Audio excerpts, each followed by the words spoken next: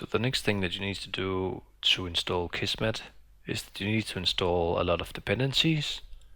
So you'll need to install screen, ncurses, libpcap, tcpdump, libnl-dev,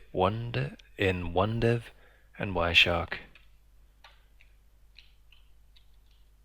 So we'll just say yes, check that it's looking okay, and this will take a while as well, so take a break, let it run, and then come back once it's done.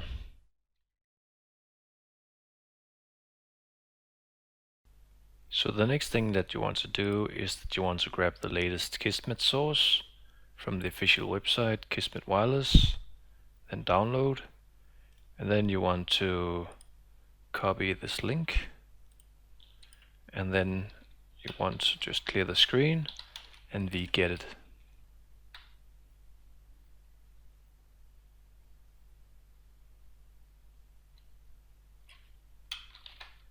Next you want to extract it.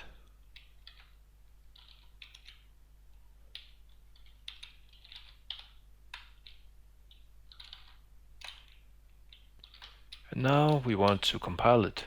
So we will just go into the Kismet directory, and then we want to run configure.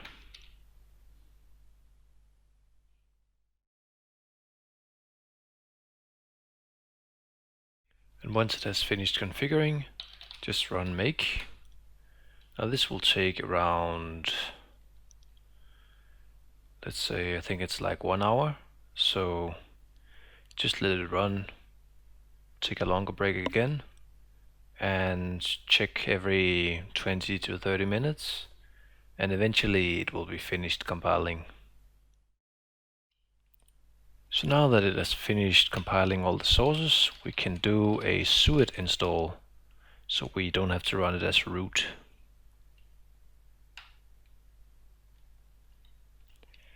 And now that it has been installed, let's just check that there is a Kismet user.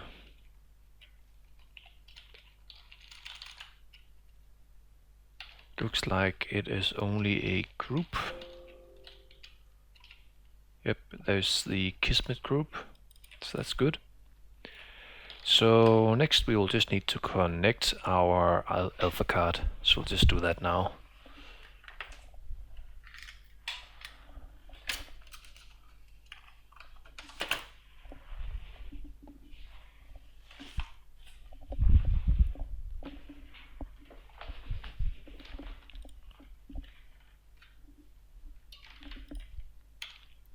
So once the alpha card has been connected, we can see that there are two different VLANs, and one of them is the alpha card. So the issue is that one of them is the built-in into the Raspberry Pi, and we need to disable that. So in order to disable that, we will have to blacklist it by going into this directory and then edit this file. So we'll just sudo nano, and then we'll just copy and paste some stuff. Alright, so we'll just copy and paste these lines. You can find them in the description as well. Control O, Control X, and I think we may have to reboot the system as well, but we'll just wait because we have to do a few other configuration settings too. So we'll just clear the screen, and then we'll just have a look at the Kismet file. So we'll go into this directory, and we need to use sudo. So let's see, it's fine. Log prefix, we need to change that to, let's say, /Kismet. And let's just open a screen so we can have multiple windows. So we'll just create a new one here. You can see it here. And you don't really need to do that. That's just so it's easier for me to work with. So here we will need to create a new directory, but we will need to create it as root first. So sudo make directory Kismet. And let's see, Then we may want to change the ownership of the group to Kismet.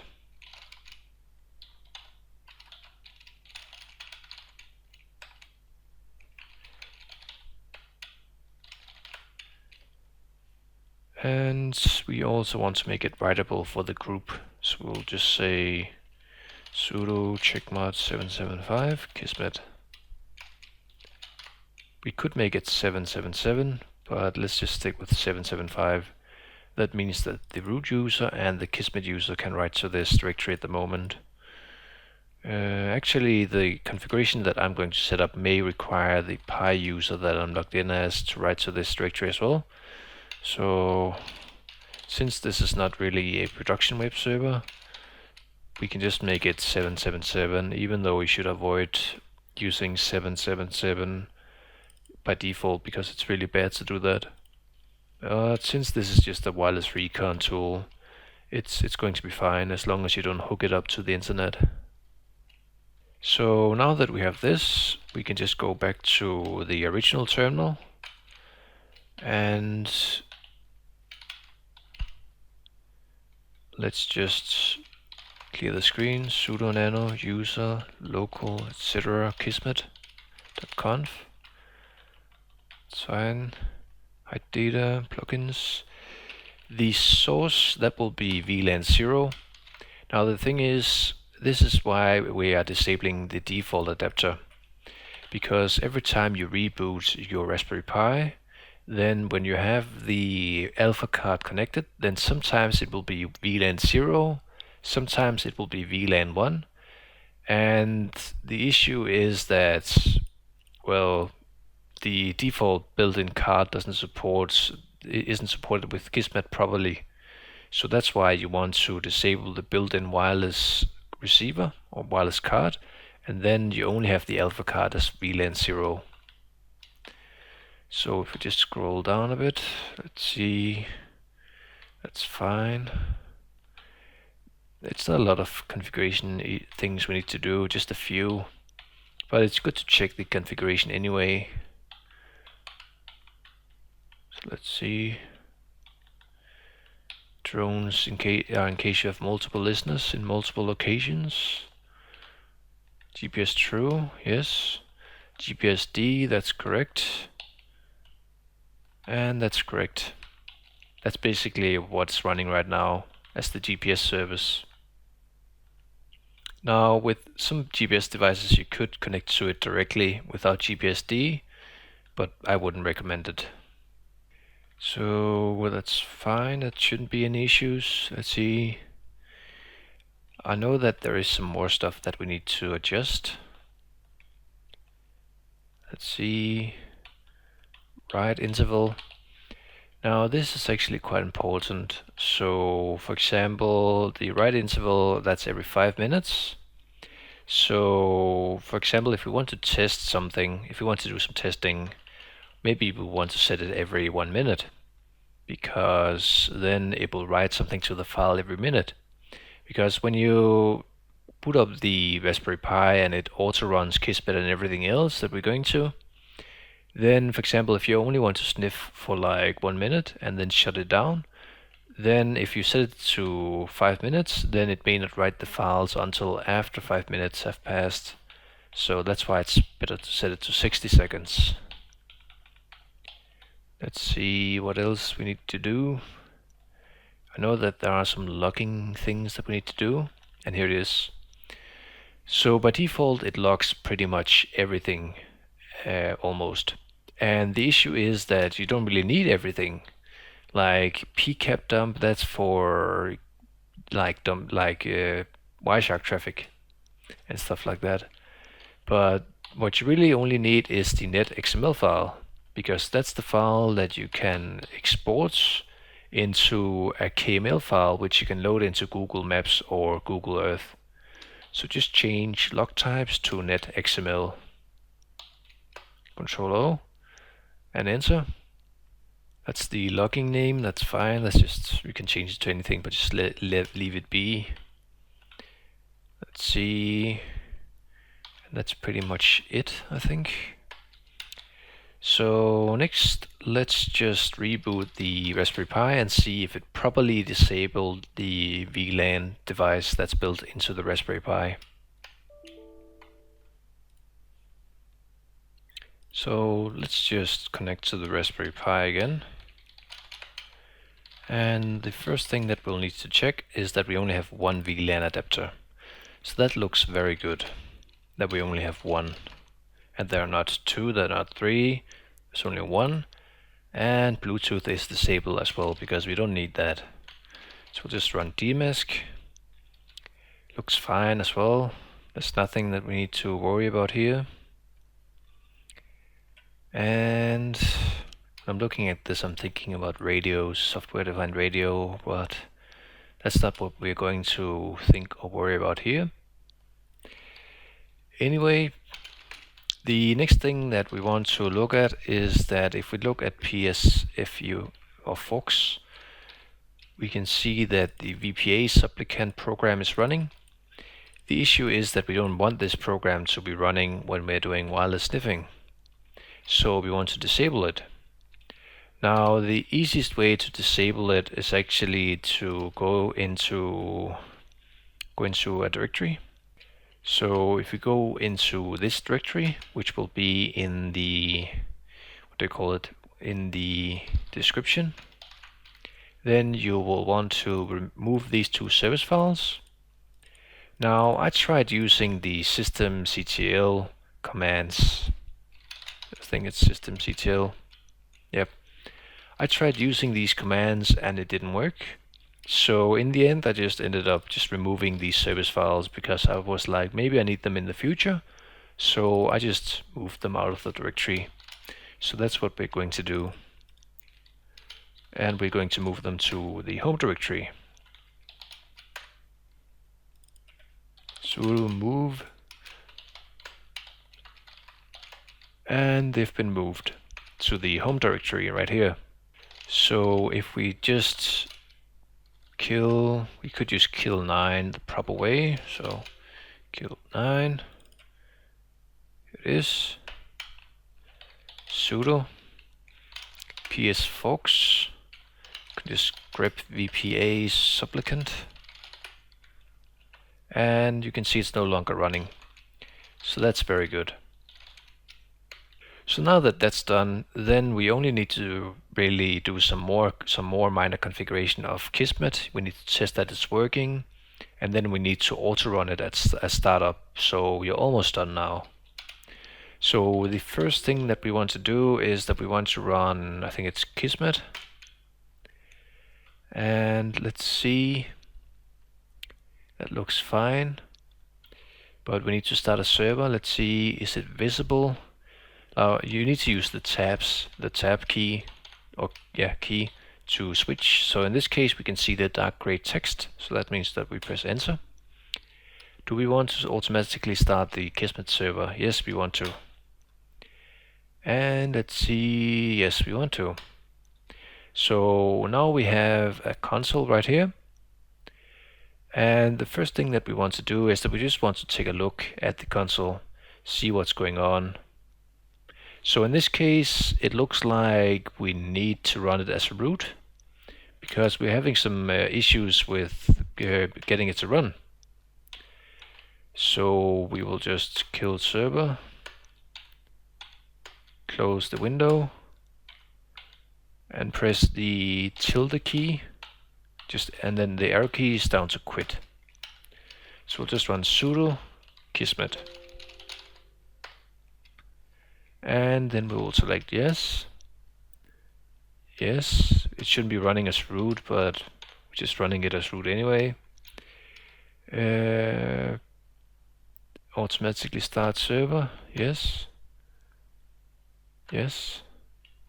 And now it looks much better.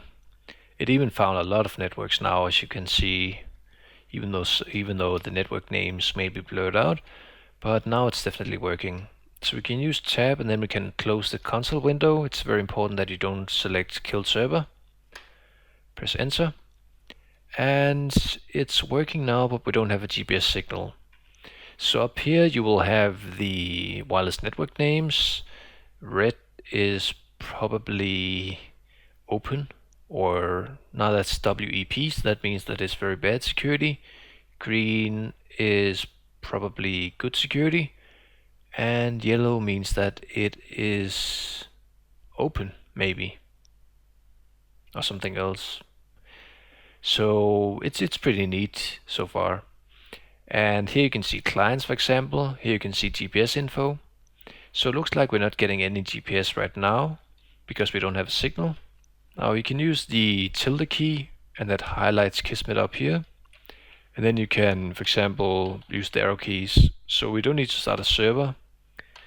And if we just take a look, we can sort some stuff as well, and toggle some stuff on and off, I think. Or maybe it's Windows. No, it's Windows. And here you have some channel details. Pretty boring, right? Well, not super boring. It's pretty cool if you haven't seen it before. And you use the tilde key and arrow keys to like navigate the menus. So if we go back to Windows, we want to look at the GPS details window. And basically what you want to do here is that you want to move the GPS around to get a signal. So we will just move it a bit. Can we get a signal? Just make sure that it's connected. Let's see.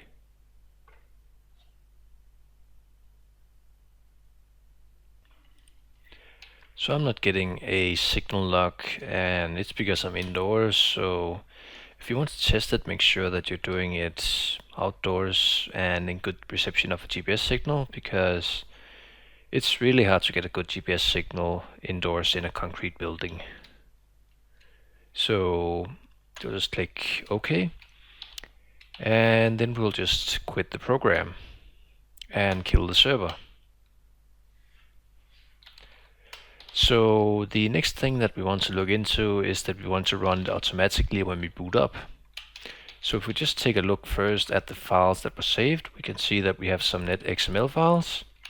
And you can see that this, for example, is a file that we could have exported into Google XML format or KML. And then we could have imported it into Maps or Google Earth. So the way that you would do that is you would want to use Kismet, and you need to install that first. I'm not sure if it's available for Android, or it's not Android, it's ARM.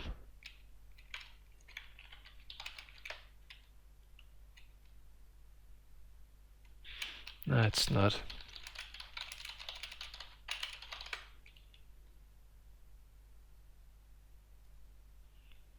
But we'll cover that in another video, how to use the data from the wireless Recon. So Kismet is definitely available in Kali, so you can use it there. So let's just check that Kismet is not running. So just ps-fox and then grep Kismet, and it's not it is working, but it's not running, so that's good. So the next thing that we want to do is that since we got the Autorun working, and we got everything else working by the looks of it, we'll just remove these files, because that way when we boot it up we can see if it's actually working or not. So first we want to make sure that we are auto starting as the Pi user. So previously in this video I mentioned that under the boot options we would select console and then auto login as the Pi user. Just click cancel and finish. So that basically logs us into this Pi user. Now the thing is that if we want to use this Pi user, then we need to do a few hacks, as you could say. So we can edit the profile, and then we can copy and paste in a nice script that I wrote. Alright, so the script that you can copy and paste, which I will try to put in the description as well, is as follows. So Control C. So this is basically an if condition, and the thing is, when you boot up the system and you also log in as the Pi user, then generally speaking you will have this TTY terminal. So what this if condition here is doing is that it's saying, is the current TTY or terminal dev/tty1, and if it is, then do this. The reason why is because we only want to run this script here when it's auto running. For example, you plug it in and then it starts running. We don't want it to run when we are just logging in via SSH. So that's why we are setting this if condition. And this is basically just some debugging that I did. So that way when it's running the script, it sets like this current terminal TTY into a which pi TTY file in the temp directory, and basically we can just read this file to confirm that it was TTY1, but you don't really need this line, so you could just comment it out, but I like having it here for debugging purposes. This is basically just making sure that it's starting GBSD, even though it should always, but can hurt to have it twice. And here it will sleep for 2 seconds, aka wait for 2 seconds, and then it will run the Kismet server /daemonize. That basically runs the Kismet server with our configuration options in the background. So that way it won't run a GUI or anything. We can run the GUI after we have started up. So we'll just Control O, Control X, and now it should be ready to go. So what we will do is that we will just try and shut it down, and then we will power it on, see if it works, and then connect it back to the router again.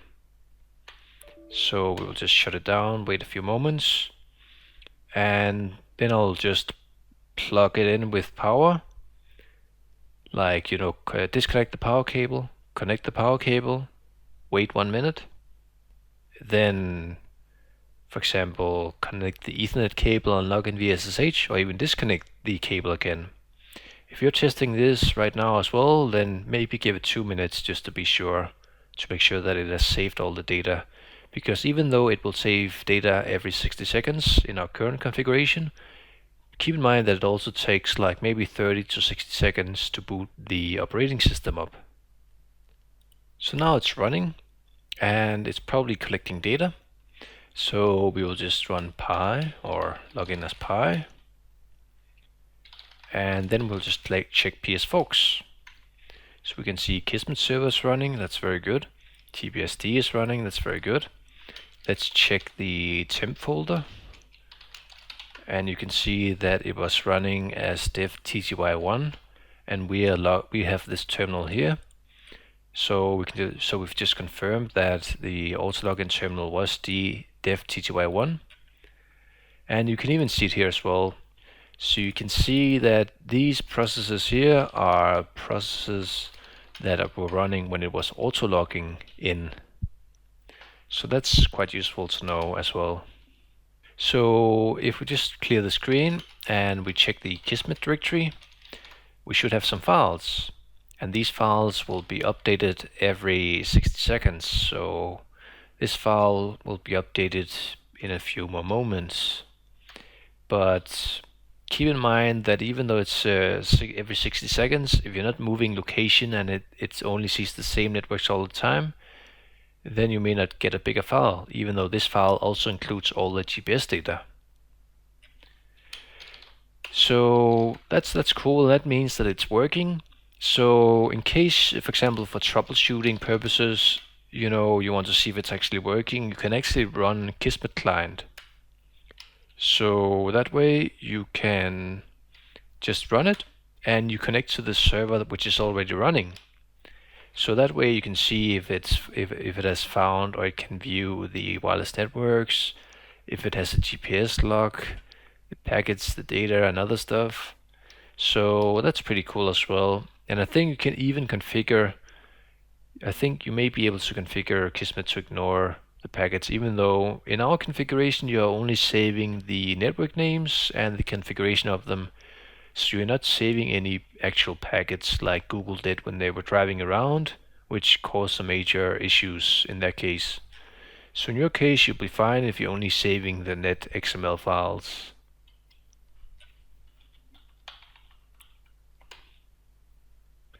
And you just want to save leave, not kill, because you still wanted to make it run maybe, in case you're not done.